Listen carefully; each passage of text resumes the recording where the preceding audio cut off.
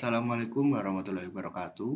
Perkenalkan, nama saya Doni Trisandi Raharjo, NRP 091080400, 62 dari kelas Teknik Otomasi 6B, Politeknik Perkapalan Negeri Surabaya. Pada kesempatan kali ini, izinkanlah saya untuk memberikan video tutorial tentang pembuatan proyek telemetri menggunakan input analog potensiometer mono 1K dan .mcu ESP8266 Amiga. Oke, bagaimana pembuatannya? Langsung saja kita simak video kali ini. Pertama-tama kita harus mempersiapkan program Arduino IDE-nya terlebih dahulu. Jadi di sini saya sudah membuat pemrogramannya ya, di mana untuk pemrogramannya yang paling awal adalah melakukan deklarasi pin pada potensiometer. Jadi pada proyek kali ini saya memasang potensiometer pada pin A0. Bisa dilihat pada desain bridging yang sudah saya buat. Di sini sudah terlihat ya pin data yang ada pada pin tengah ini saya hubungkan pada pin A0 karena potensiometer ini merupakan sebuah komponen yang bersifat analog. Jadi untuk data-data yang terbaca itu bersifat variabel dari 0 hingga 1024. Jadi tidak ada data yang pasti karena selalu berubah-ubah. Maka dari itu kenapa kok potensiometer ini disebut sebuah komponen yang bersifat analog, seperti itu ya.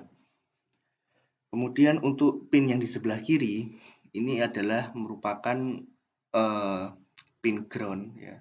Untuk pin groundnya ini dihubungkan saja menuju pin ground yang ada pada node MCU. Begitu juga dengan pin VCC yang berwarna merah ini. Ini adalah pin VCC yang dihubungkan menggunakan kabel berwarna merah ini menuju pin VIN pada node MCU. Jadi simpel ya, hanya memerlukan 3 kabel saja. Terus kemudian di sini nanti kita hubungkan menggunakan micro USB Type B untuk melakukan pengiriman programnya seperti itu. Oke, mungkin buat teman-teman yang ingin merangkai mungkin akan lebih mudah ketika melihat desain bridging ini ya. Jadi jikalau ada yang ingin mencoba seperti ini, oke, langsung saja kita kembali lagi ke program Arduino IDE-nya. Di sini tadi sudah saya jelaskan bahwasanya saya memasang pin data pada potensio itu berada pada pin A0 ataupun pin analog 0 pada node MCU.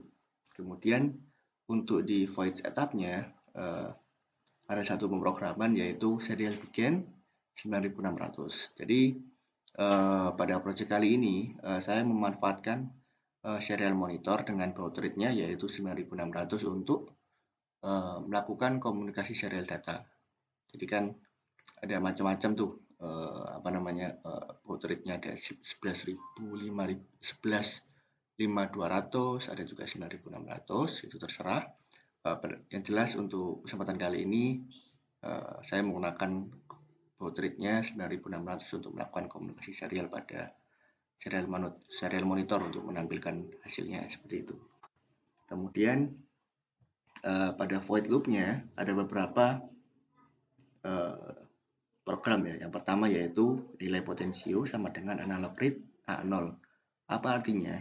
Jadi pada pin A0 ini merupakan pin data yang sudah saya wiring tadi sebelumnya pada potensio. Jadi pada pin A0 ini akan ada pembacaan nilai analog seperti yang dituliskan pada program kali ini ya, analog read, pembacaan nilai analog pada pin A0. Nah, hasil pembacaan tersebut akan disimpan melalui suatu variabel yang bernama nilai potensio ini tadi ya. Jadi hasil dari nilai potensio ini adalah hasil pembacaan nilai analog pada pin A0 seperti itu. Nah, lalu apa yang terjadi jika kita sudah mendapatkan nilai potensionya? Maka yang terjadi adalah serial akan melakukan print data ya, print data yang ada pada variabel nilai potensio tadi, kemudian akan dibawa menuju serial monitor dengan format penulisan yaitu nilai potensio sama dengan ini adalah space untuk itu ya, penulisan nilai potensio yang sudah terbaca. Jadi saya ulangi lagi. Jadi untuk pembacaan nilai potensio yang sudah terbaca melalui pin A0 ini tadi, yang sudah disimpan melalui satu variabel nilai potensio ini, akan dibawa menuju ke serial print untuk menampilkan hasil pembacaannya pada serial monitor, seperti itu ya, dengan format penulisannya seperti ini. Nilai potensio sama dengan nilai potensio yang terbaca, seperti itu. Kemudian ada juga delay 100-nya juga, agar sebenarnya untuk delay 100 ini itu ya bebas ya, bisa 1000, bisa 100. Ini dalam satuan microsecond. Jadi semakin besar juga pergerakan data pada serial monitor akan semakin lambat ya, seperti itu. Oke, ini adalah desainnya. Mungkin teman-teman ada yang belum wiring.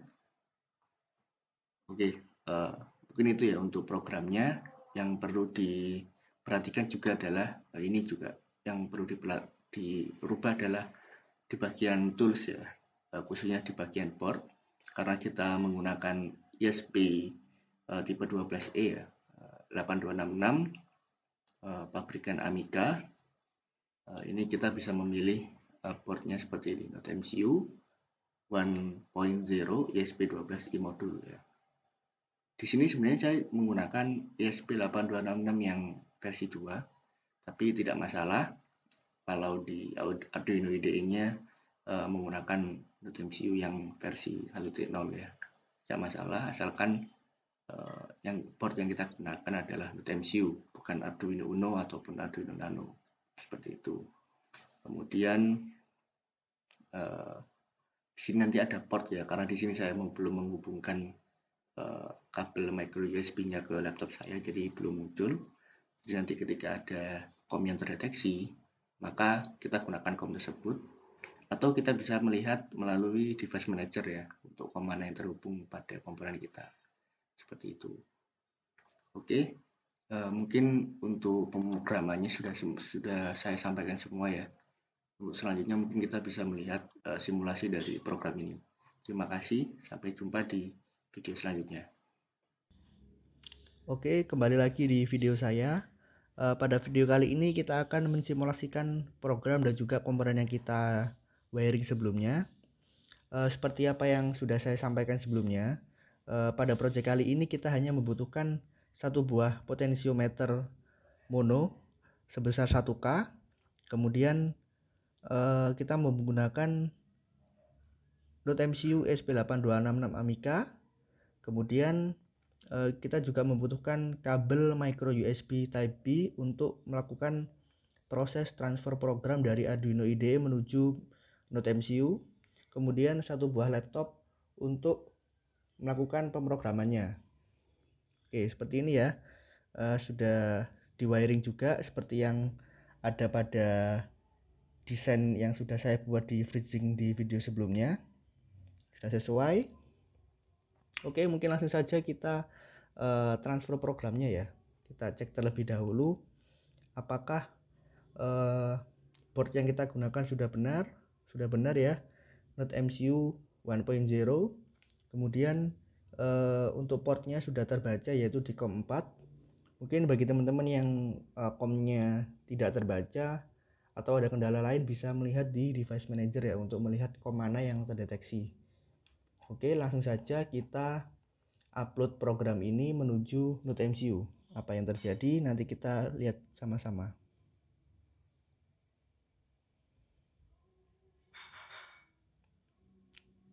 Oke, program sudah memasuki tahap uploading.